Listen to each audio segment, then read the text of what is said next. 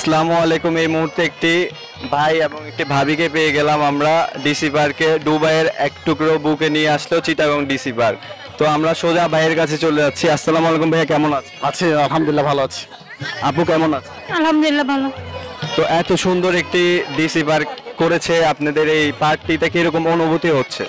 হ্যাঁ, খুবই ভালো। আসলে চট্টগ্রামে দর্শনীয় স্থানগুলোতে এমন অবস্থা হয়ে গেছে যে মানে আমাদের যাওয়ার জন্য আসলে মানে যে একটু বিনোদনের জন্য যাব, কোথাও ঘুরবো, তারপর হচ্ছে এখানে ফুল উৎসব হচ্ছে, তা সেটা দেখে খুব ভালো লাগছে। ডিসি পার্ক জেলা প্রশাসন চট্টগ্রামকে ধন্যবাদ এত সুন্দর একটা জায়গা দেওয়ার জন্য।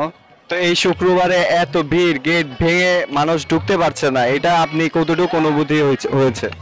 এটা একটু প্রশাসনের আর একটু সচেতন হওয়া উচিত। আরো কিছু বুথ বসাতে পারতো তারা, বিশেষ করে আপনার টিকিটের জন্য আরো কিছু বুথ বসালে এক্সট্রা, তাইলে এই ধাক্কাটা হতো না।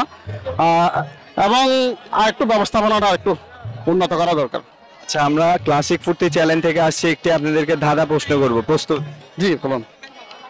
প্রশ্নটি হলো, কাকে দুইবার ডাকলে সে ছেলে থেকে মেয়ে হয়ে যায়, এমন কোন জিনিস?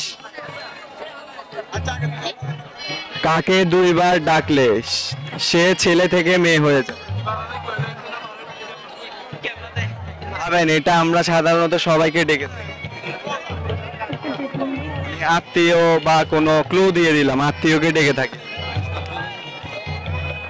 1 2 3 4 5। তো ধন্যবাদ।